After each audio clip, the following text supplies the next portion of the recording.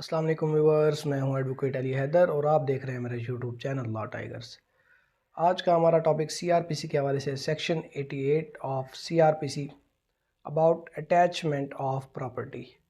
पिछले लेक्चर में हमने देखा कि जब कोई शख्स अदालत को मतलूब है और वो अदालत में अपीयर नहीं हो रहा, छुपा बैठा है, कहीं भाग गया है, तो कोर्ट उसको इश्तिहारी कैसे करार देगी। अगर उस लेक्चर का वो लेक्चर आपको चाहिए तो उस वीडियो का लिंक आपको डिस्क्रिप्शन में मिल जाएगा, वहाँ से आप देख सकते हैं। तो जब कोर्ट ने किसी को इश्तिहारी करार दे दिया तो उसके बाद क्या करेगी।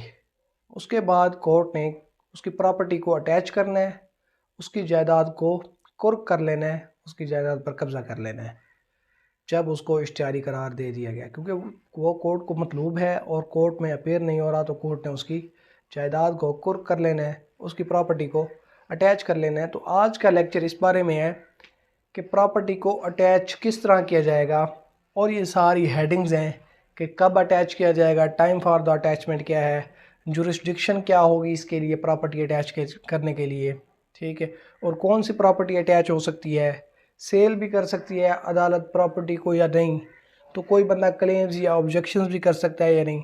तो ये सारी हेडिंग्स हैं। इसमें हम ये भी देखेंगे अगर वो भागा हुआ शख्स दोबारा आ जाता है तो फिर क्या होगा, अगर वो नहीं आता तो फिर क्या होगा। तो आज अटैचमेंट के बारे में हम ओवरऑल पढ़ेंगे कि अटैचमेंट ऑफ प्रॉपर्टी के बारे में क्या है। टाइम फॉर द अटैचमेंट अगर बात करें, टाइम क्या होगा, कब अटैच की जाएगी प्रॉपर्टी।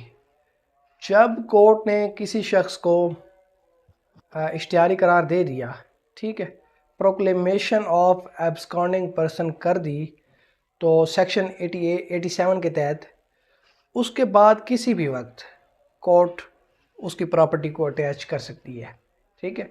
उसकी एब्सकॉन्डिंग की प्रोक्लेमेशन करने के बाद, उसको इश्तिहारी करार देने के बाद किसी भी वक्त वो उसकी प्रॉपर्टी को कोर्ट अटैच कर सकती है। तो ये हो गया time for the attachment. Jurisdiction to order attachment, jurisdiction क्या है, ठीक है, दायरा अख्तियार क्या है। अपने ही ज़िला में अगर जुरिस्डिक्शन ये है कि अगर कोई जज अपने ही ज़िला में किसी की प्रॉपर्टी को अटैच करता है तो इट्स ओके।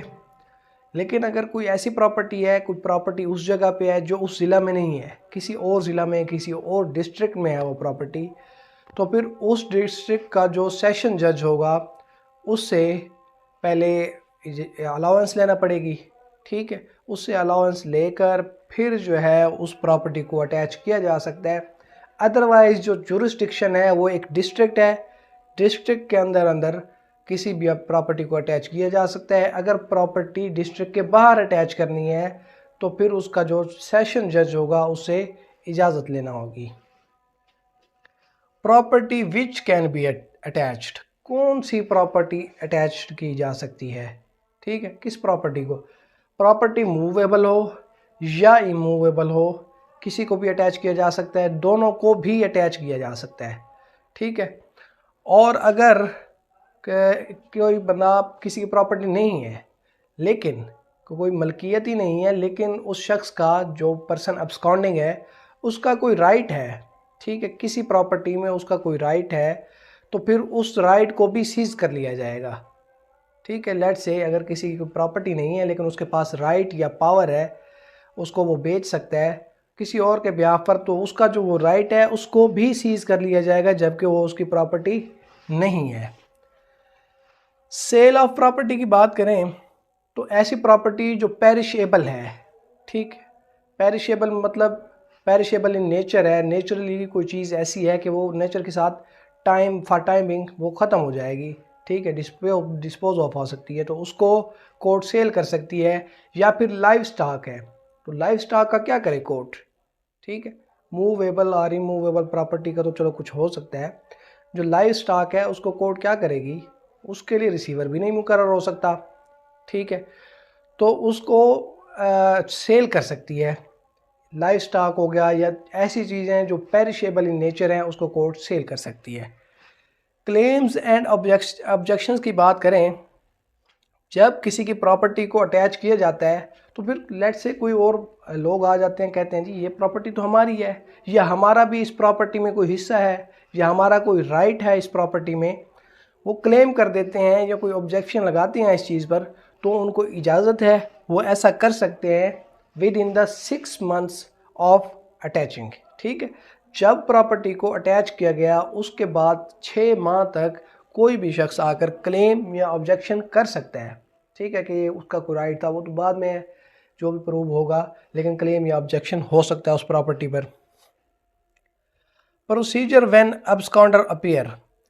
अब जो एब्सकॉन्डिंग पर्सन है वो लेट से अपीयर हो जाता है, तो फिर क्या होगा, फिर प्रॉपर्टी को रिस्टोर भी किया जा सकता है अगर वो ये साबित कर दे कि उसकी कोई इंटेंशन नहीं थी इस चीज़ में, वो मजबूर था, कोई बेबसी थी, कोई ऐसा भी सीन, वो कोर्ट को प्रूव कर दे कि वो इश्तिहारी नहीं था।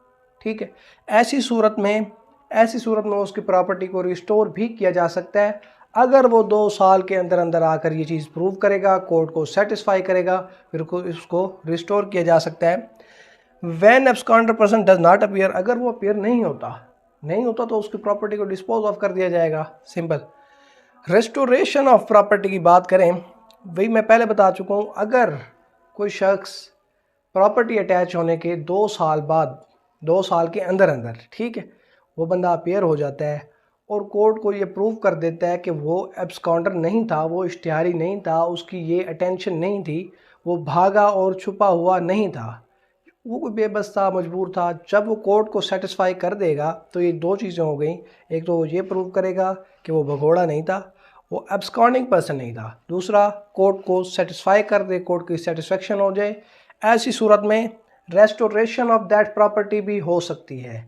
ठीक है, और अगर हम जाएं मोड्स ऑफ मेकिंग अटैचमेंट, ठीक है, कि जब अटैचमेंट की जाएगी किन मोड्स में की जाएगी। सबसे पहले व्हेन प्रॉपर्टी इज़ मूवेबल, अगर प्रॉपर्टी मूवेबल है तो फिर उसका क्या किया जाएगा, then it will be attaches by the seizure, उसको सीज किया जा सकता है।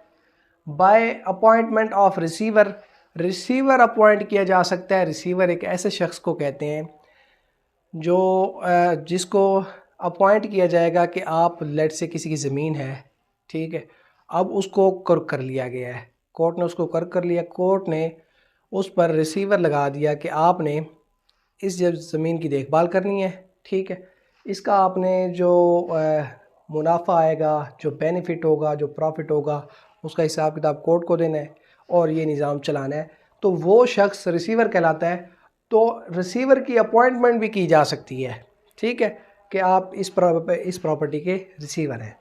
व्हेन प्रॉपर्टी इज़ डेट, अगर कोई कर्ज़ा है, ठीक है, उस शख्स का अगर किसी ने कर्ज़ा देना था, बाय प्रोहिबिटिंग सेल और delivery of property to any person, ठीक है, अब कोर्ट उस शख्स को रोक देगी जिसने उसका कर्ज़ा देना था। किसका कर्ज़ा देना था, अब्सकॉन्डिंग पर्सन का अगर किसी ने कर्ज़ा देना था तो फिर जिसने देना था कोर्ट उसको प्रोहिबिट कर देगी कि आपने इसे कुछ नहीं देना, उसे भी कुछ नहीं देना, और उसके बिहाफ पे टू एनी पर्सन, किसी भी शख्स को उसके बिहाफ पे कुछ नहीं देना। आप फ़िलहाल ये पोजेशन अपने पास रखें जब तक कोर्ट का कोई ऑर्डर नहीं आ जाता, ठीक है, अगर वो कोई डेट है तो। प्रॉपर्टी इज़ इमूवेबल, इमूवेबल में अब 2 चीज़ें हैं, एक तो या तो वो ज़रई रकबा होगा, ठीक है, या फिर कोई मकान होगा या कोई दुकान होगी, कोई भी ऐसी ज़मीन, कोई प्लॉट होगा इमूवेबल में, ठीक है, या फिर वो कोई ज़रई रकबा होगा। In case of land revenue, अगर कोई लैंड रेवेन्यू को कुछ पे हो रहा है तो इस सूरत में डिस्ट्रिक्ट लैंड रेवेन्यू ऑफिसर जो होगा उससे इजाज़त दी जाएगी या फिर उसको क्या कहा जाएगा कि आप इसे अटैच कर लें, ठीक है। इन अदर केसेस, बाकी केसेस में उस प्रॉपर्टी को कैसे कर किया जाएगा, जैसे कि मूवेबल प्रॉपर्टी को किया गया बाय सीजियर, उसको सीज कर लिया गया, बाय अपॉइंटमेंट ऑफ रिसीवर, ठीक है, रिसीवर अपॉइंट कर दिया गया उस चीज़ के लिए। रिसीवर के बारे में मैं आपको बता चुका हूँ डिटेल में। तो अगर लैंड रेवेन्यू का कोई लेना देना नहीं है तो फिर उस प्रॉपर्टी, उस इमूवेबल प्रॉपर्टी को सीज भी किया जा सकता है, रिसीवर की अपॉइंटमेंट भी की जा सकती है। तो ये था आज का हमारा टॉपिक कि किसी भी एब्सकॉन्डर पर्सन की, किसी भी इश्तिहारी बंदे की जो अटैचमेंट ऑफ प्रॉपर्टी या जायदाद कैसे कुर्क की जाती है, डिटेल्ड में आज हमने ये टॉपिक देखा। फर्दर सीआरपीसी के ऑल टॉपिक्स से अवेयर रहने के लिए हमारे चैनल को सब्सक्राइब कर दें। हमारे साथ रहिएगा। अल्लाह हाफिज़।